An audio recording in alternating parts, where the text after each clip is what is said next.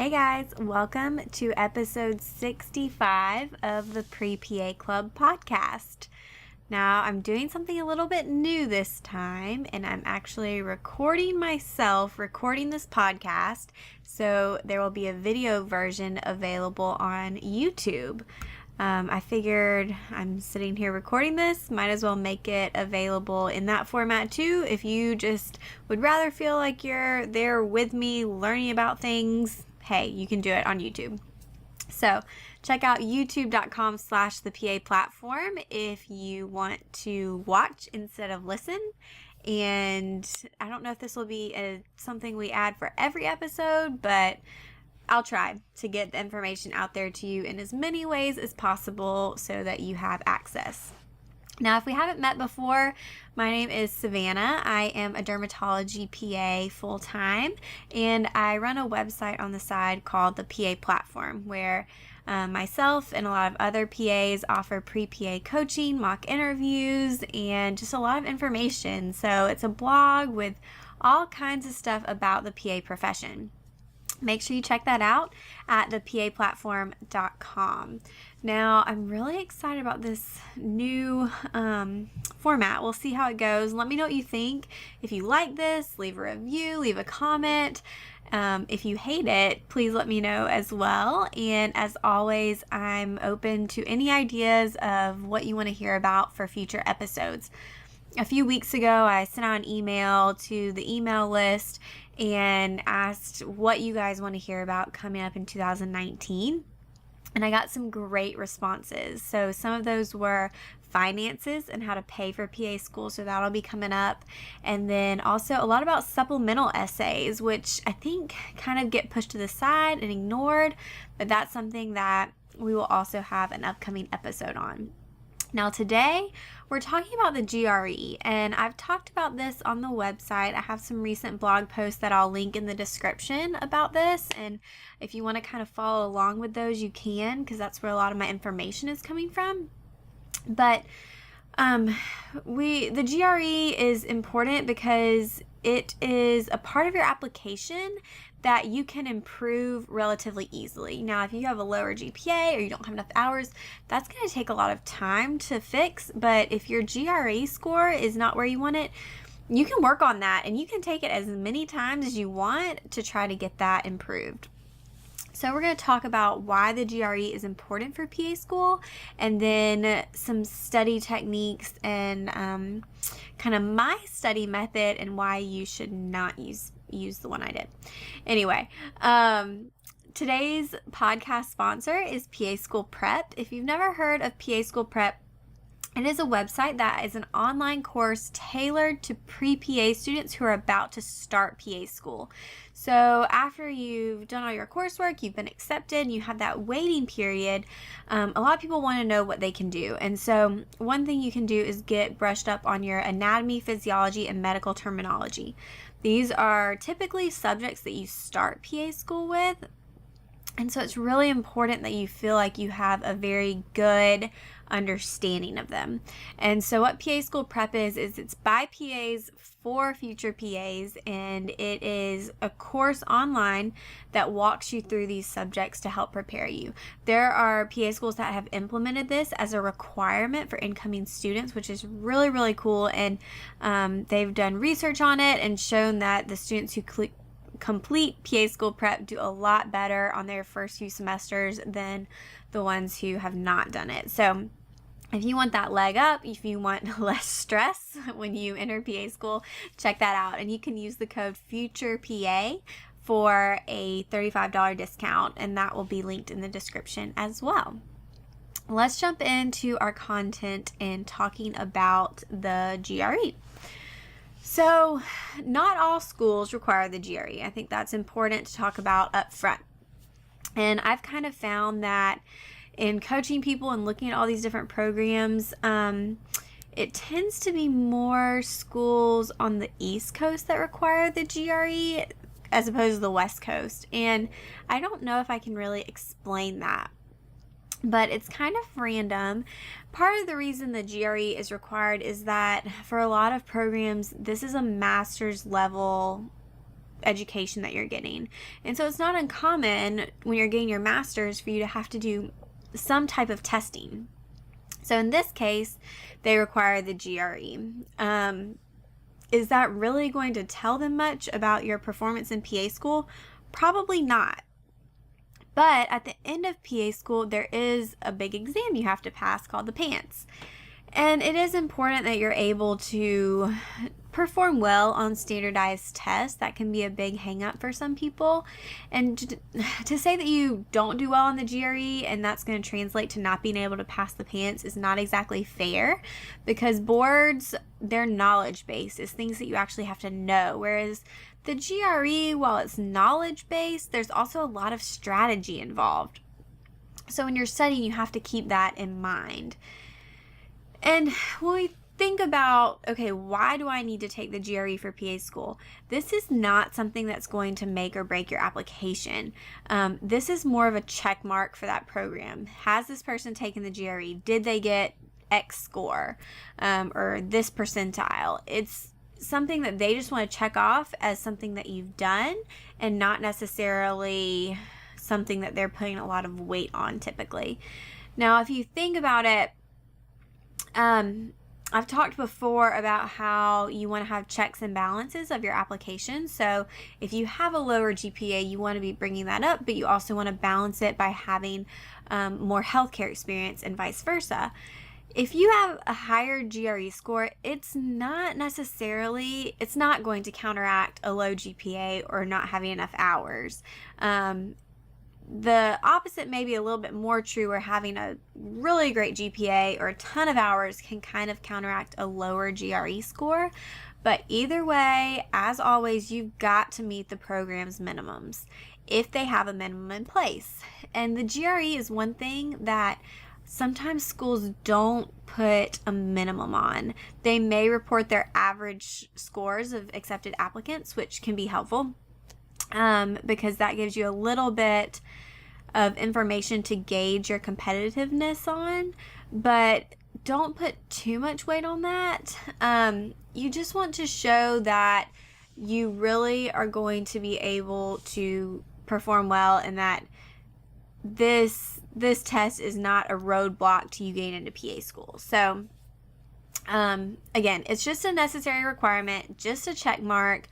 So don't get too flustered about it. Do your studying and make sure you do well. All right, let's move on. What would be considered a good score on the GRE? Now, this is a little bit subjective. And if you look at the schools that do publish a minimum, a lot of them will typically say around 300 and or above the 50th percentile for each section. And that's the quantitative and the verbal. The writing portion really doesn't matter, and it does not contribute to your overall score. So that's what I would shoot for. Over 300 and greater than the 50th percentile for each section. And again, that's a little bit subjective. You'll have some schools that say 290, some that say 305. If they even say a minimum, most of them just want you to take it. But yeah, make sure you're checking those class averages just so that you can tell if you're competitive. Does it look bad to retake the GRE? Not necessarily. And again, this is a part of your application that you can improve. And schools want to see that you've put in the effort necessary to do well. And so they're going to take the highest scores. If you take it one time and get a higher score in verbal, they'll take that one. If the next time you get a higher score in quantitative, they'll take that and kind of put those together. And they're going to look at all of that. Now, the GRE is expensive, and that is the worst part of having to retake the test. So you want to do as well as you can the first time. You don't want to just go in there and wing it, but ultimately it is something that you can retake, and it's not going to be a big deal. Moving on, so should you take the GRE? You know, this is a question that I get a lot, and my opinion is that by taking the GRE, you are increasing your chances of getting accepted just by minimizing your competition. So if you think about it this way, if you have a school that requires the GRE that, let's say they get 1,000 applicants who took the test and have applied. If you have a school that does not require the GRE, you're going to get 1,000 applicants who didn't take the test and those same 1,000 that did take it. And so you're competing with a lot more people. And this goes for everything when it comes to PA school admissions. The more specific the requirements you can meet, the better your chances of getting an interview if you can meet those requirements. You're kind of narrowing the playing field by doing that. So that's just something to keep in mind as far as the GRE goes. Now, when should you take the GRE? That's also a question. My thoughts are you should take it about 6 to 12 months before you're planning on applying to PA school. So if you're planning on applying in April of 2019, you should probably get on it, because you want to give yourself enough time to retake it if you need to. And also, sometimes those scores can take a little while to come in. You don't want to wait too long to do that. I think my recording's still going. Yeah. Other things to keep in mind are you want to give yourself enough time to have that score, and then the scores are only good for 5 years. So you don't want to take it too soon. If you take it freshman year of college and then you're not applying until your senior year, your score's not going to be good anymore. And so don't waste your time doing that, or your money. And so when you do take the GRE, just for logistics, there are 3 sections. I guess I should have started with this, but there is a verbal section, which is kind of your English stuff, vocabulary, grammar, all that jazz. There's quantitative, which is math, and there's a writing portion. And the GRE does change sometimes. The last change was in 2011, I believe, and they changed the scoring system and a little bit of how the test was set up. Now, when you take the GRE, you can send your score to 3 schools for free. Now, as far as CASPA goes, and this is a question I get, can I just go ahead and send my scores to CASPA? Now, some schools will want you to send them only to CASPA, and there's a specific number for that. And then other schools will want you to send them to the school directly, or both. Make sure you check on that. But for those 3 free test scores, CASPA will only accept them if you have a CASPA account. If you don't have a CASPA account set up, they cannot connect your score with a person. So make sure that you do that ahead of time if you're taking the GRE. Another question that comes up a lot is, should I take the GRE or should I send it to a school that does not require it? There's no purpose in doing that. So it's a waste of your money. It's a waste of your time. They're not going to look at it. If it's not something they require and it's not part of their application process, they don't want to see your score. They don't care, really. At that point, they have decided that for whatever reason, the GRE is not that important to them. So I wouldn't send your score to a school that does not require it. And on the flip side of that, a school that does not require the GRE will not see your score on your application.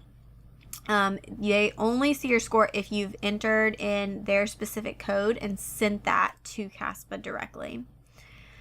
Another thing to keep in mind, and this has changed recently, is in the past, you had to submit and upload every single attempt of the GRE that you've ever taken. Recently, they've changed it to where you can choose what scores to send. Be very cautious with this, and my personal opinion is go ahead and upload all of your scores. There are some schools that are requiring, they say you need to submit all of your scores and not leave any out. So there's not really a point in not submitting one. Again, they're going to look at that highest score, and so I would just go ahead and submit them all. I don't see any reason not to. So anyway, let's talk about studying for the GRE. Now, I will tell you that I did not plan this very well. I decided to take the GRE. So I applied to PA school in between my junior and senior year because I didn't really want a gap year. And because of that, I was a little bit crunched for time as far as taking the GRE. I decided to take it right after finals of my junior year, and I was trying to get my application submitted. So number one, I waited to the last minute. Not good. Number two, I did not study at all leading up to that. So I will, as a caveat, say that I tend to be pretty good at standardized tests. Like the SAT, that type of thing.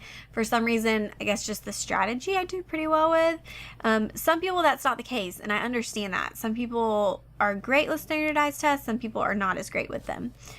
So I finished finals at UGA in my junior year. It was May, and then I went home, and I wish I could have my parents attest to this, but I locked myself in a room, the back room of our house, and I studied for 12 hours a day for a week straight.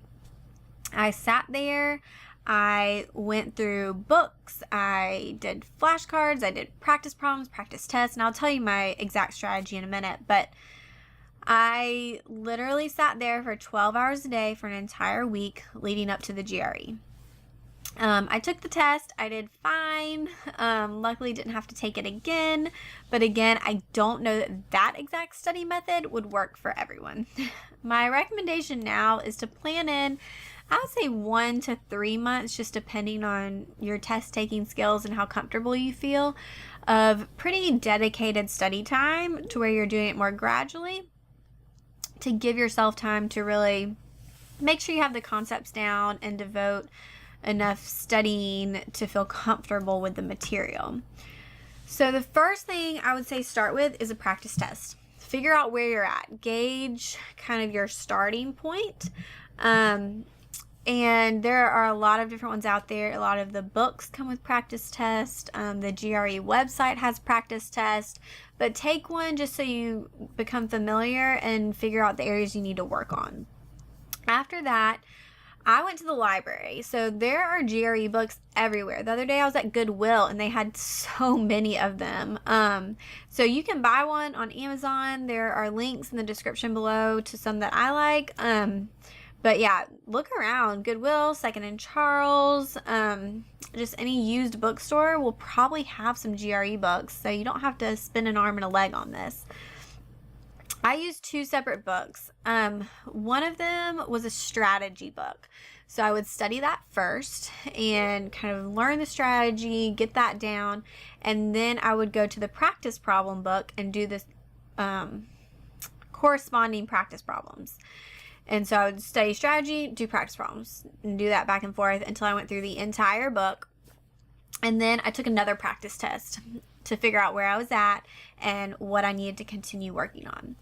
Now, one part that made my very short study time very difficult was the fact that the vocab stuff, you cannot cram that. It is impossible. So I can't say that I'm that great with vocab.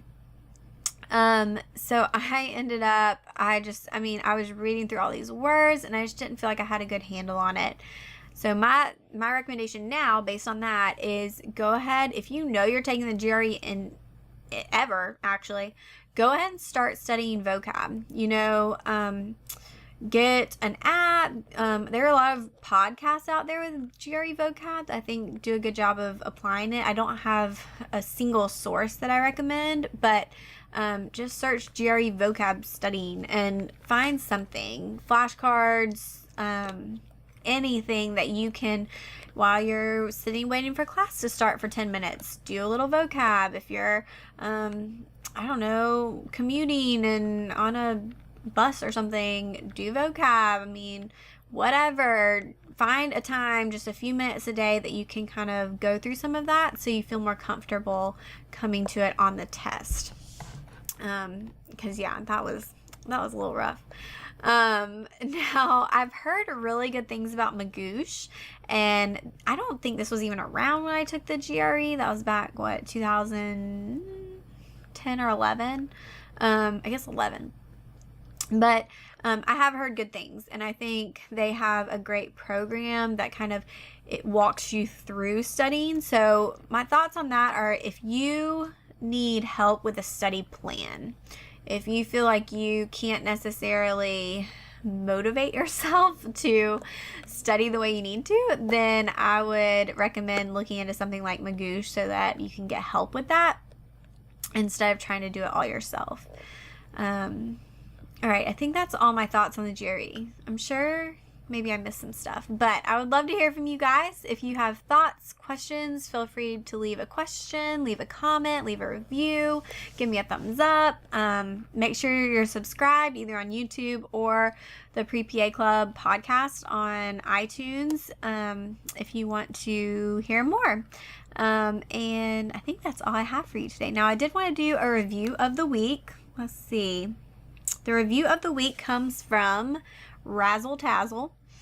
I love listening to this podcast. This is definitely the most helpful and consistent PA podcast I have come across. Savannah is great at providing relevant and helpful information. Thank you. I try. I also love listening to interviews.